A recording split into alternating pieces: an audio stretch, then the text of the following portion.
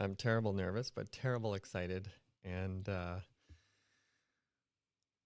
it's just, I want to start out by saying it's such a beautiful day. It's such a beautiful day that I'm grateful for, and that I'm so happy to be alive, happy to be able to have the opportunity to do the work that I do, to reflect on things, to be an entrepreneur, and to be curious and to explore the world, and to start to like share that curiosity with people, and um, explore journeys together. So that's what I'm really hoping to do with EntreCurious. And so I want it to be the best place to be curious about entrepreneurship. And something I'm really excited about that I'm thinking about starting to do is to start following the lives of some entrepreneurs. And so doing daily check-ins with some entrepreneurs. What are you working on today and why? And um, and to follow those people and their journeys as they are building their businesses, and um, learning things and trying things and getting their hands dirty. So, um, yeah, this is kind of the first time that I'm actually getting really into a more of a structured format for the show. And I'm really excited. Like, what we're going to be able to do and explore and create together is going to be really, really, really fun. So, what I wanted to talk about today is that as an entrepreneur and a first time founder or a entrepreneur, um, you're hungry. You really want to cut your teeth and know what you don't know, learn what you don't know. What did you learn? What did you not learn? What do you need to know to be successful as an entrepreneur? And I don't have all of those answers. I'm a first time founder. I'm, here getting my hands dirty, and trying things and working things out for myself too, um, along with peers. I'm starting to meet up more and more with other entrepreneurs in Victoria, um, and share lessons. But yeah, that's really who I want to talk to, and be in touch with. And I want to start with the idea of first principles. And I don't know if everyone's going to know what a first principle is. And so that was actually, I thought it was, why do we care about first principles? What are they and why do we care about them? And then, um, since it's a style of thinking, what can we apply that style of thinking to? And I wanted to try out, looking into markets and applying that to markets, or at least maybe not getting all the way to first principles thinking with markets, but at least going to build some foundational like understandings of what markets are. Because if you think about it, like there's all these words that just get thrown around, and are put into the context of business. And of course, like we think we should know what they are, even if we didn't go through microeconomics or macroeconomics, or took an MBA. I didn't do any of those things. And so, uh, as much as I was feeling like, I think I know what it means to be an entrepreneur, and there's this sort of wisdom about from Paul Graham about like build something people want. And so that obviously gets at the idea of like demand. And of course, there should be demand for what you want to build. And so that's stuff that I want to talk about a little bit more. Um, what's the principle that's sitting on? And so the idea of a first principle, first of all, let's go to it. So in philosophy and science, a first principle is a basic proposition or assumption that cannot be deduced from any other proposition or assumption. So it's something that basically is a foundational assumption, and we don't really have to question it. Well, not that we don't have to question it, but really it forms a foundation that almost is uncontroversial. And and so this has become something. that's increasingly popular, and I think rightfully so, to apply when it comes to entrepreneurship. Because, and some people say that Elon Musk was a part of like popularizing this because their businesses, the businesses like Tesla and SpaceX, really did, particularly SpaceX, if we look at the idea of the cost of a rocket and the idea of reusability of a rocket. It just was something that was sort of out of the question. And then they said, why is it out of the question? We need to get down to the bottom of this and figure out if there's a good reason why these rockets aren't reusable, or whether, is there some, they say it's like, is it a law of physics, or is it like a suggestion? And so obviously by now we know that there was no law of physics that said that rockets couldn't be reusable. And yeah, so this is how we apply the idea of first principles thinking, or at least it's how it becomes relevant and useful in the context of building a business. So let's think about markets. So there's all these things like, what's your go-to-market plan? What's your go-to-market strategy? Doing marketing. What's your market size? What's your total addressable market?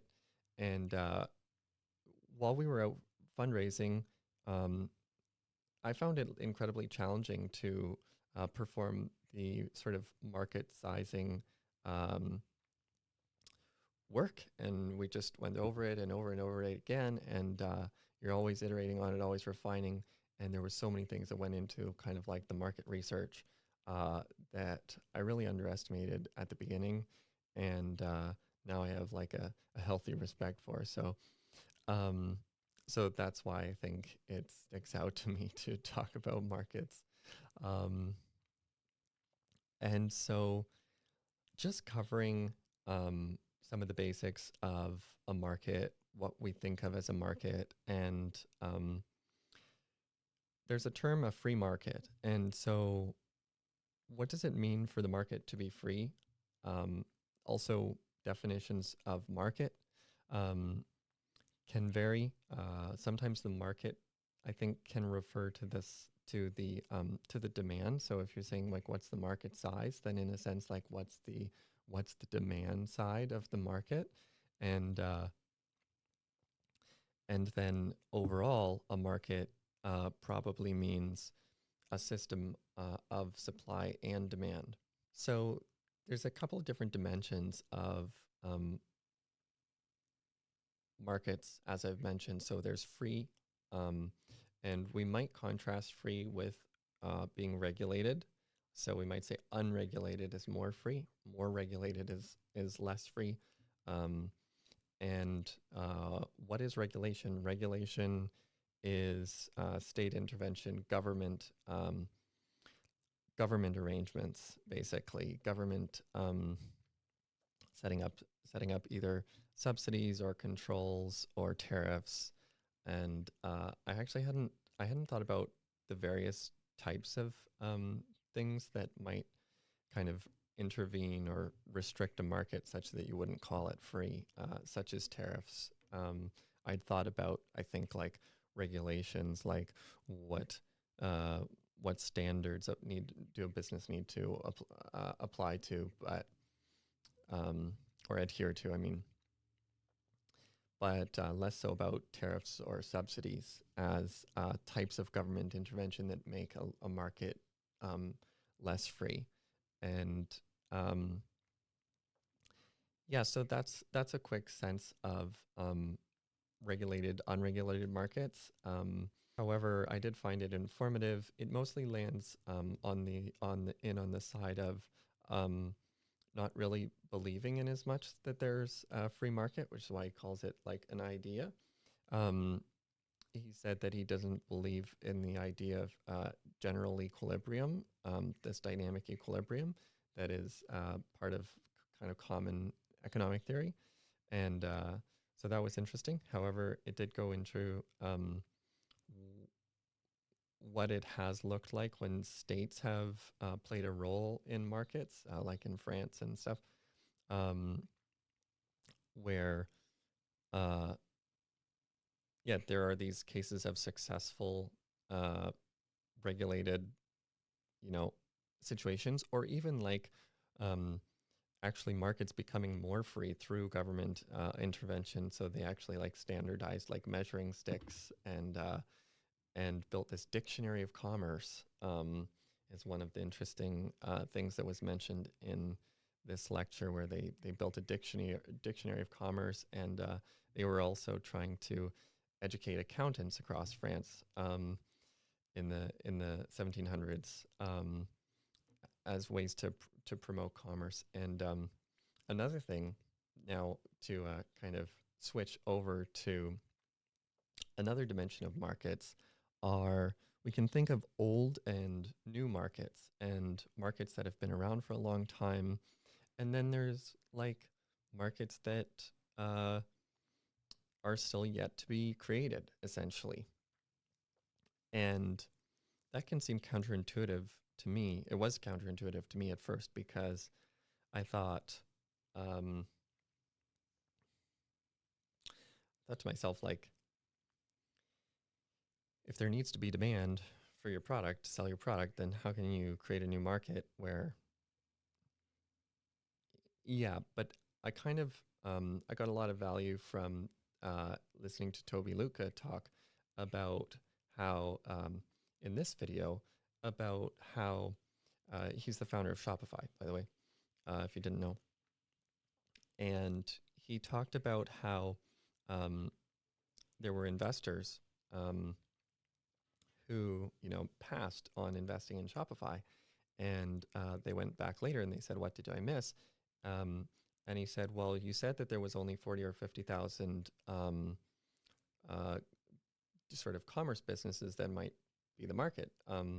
However, uh, once we brought down all of the friction, you know, removed wall after wall of the friction for people to run e-commerce businesses, there was a much bigger market, and now there's a million um, Shopify stores. So that was a great example of like, wow, now there's okay. So to cut to the chase, I want to say that there's essentially um, old markets, and you have to be aware of like if you're going in to compete in those markets.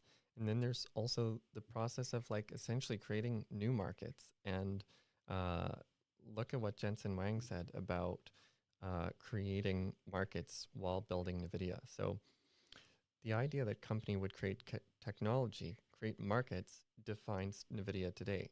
Almost everything we do, we create technology, we create markets. That's the reason people call it a stack, an ecosystem, words like that. But that's basically it. A decor for 30 years, when NVIDIA realized we had to do is, in order to create the conditions by which somebody could buy our products, we had to go invent this new market. And it's the reason why we're early in autonomous driving. It was the reason why we were early in deep learning. It's the reason why we're early in just about all these things, including computational drug design and discovery. All these different areas, we're trying to create the market while we're creating the technology. So I think it takes early stage entrepreneurs a long time to grapple with this idea, especially because uh, we're usually told to start like with a beachhead market. So find like and a beachhead market is like a really specific niche that you're supposed to um, go after.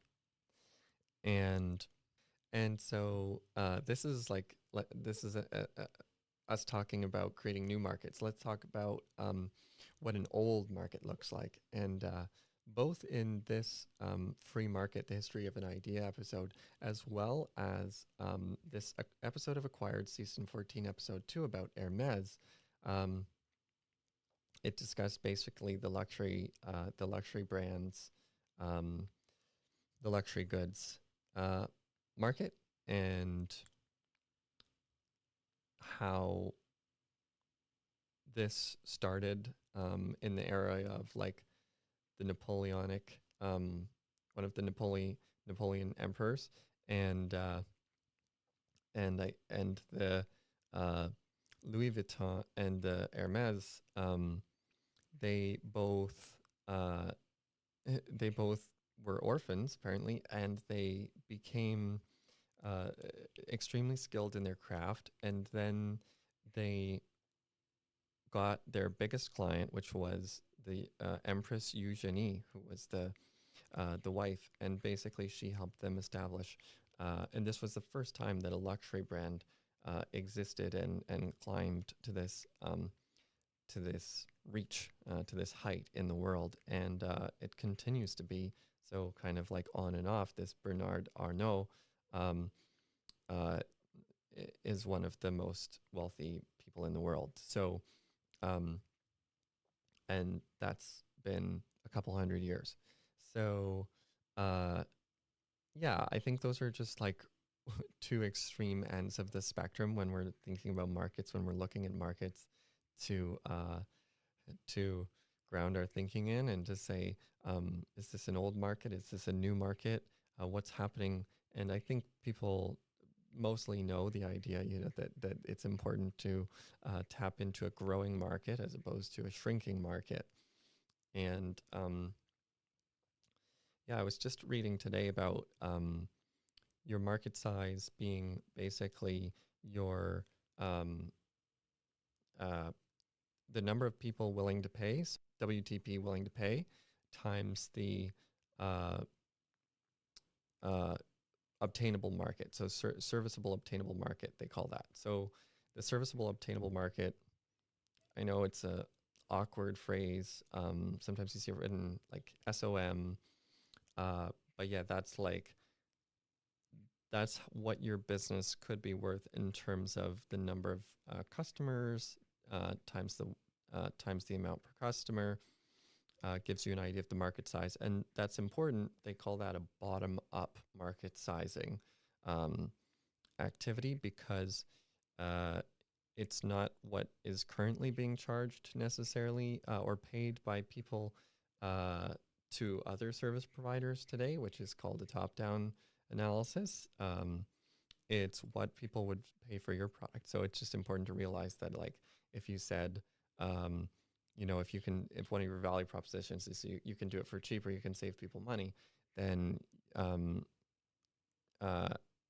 then that could actually shrink the overall like size of the market or scope of the demand. And so being aware of that when you try to size a market. So anyways, this is kind of the end of talking about markets. A couple other resources that were interesting for me were going into the law of demand AP College macroeconomics courses for free on Khan Academy. You can go in and access them.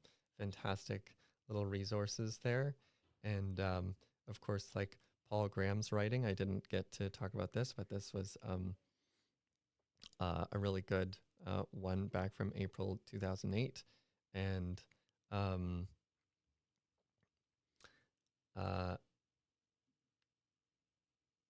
also I was reading up on how to build something people want, and Rob Snyder, who I think was the author of the Mom Test. So that concludes like this episode, and I'm excited to for future episodes and to refine my form. Also, I'm hoping to do some interviews with people and to make this content that's increasingly valuable, better structured, more valuable, and I'll put all the links to these resources in the description. And yeah, check us out. Follow us on entrecurious.xyz, and then there's links to the different platforms. We're on Instagram, Facebook, X, TikTok, whatever. And looking forward to next time. We're going to start following the lives of entrepreneurs, as I mentioned at the beginning, and that's my next project.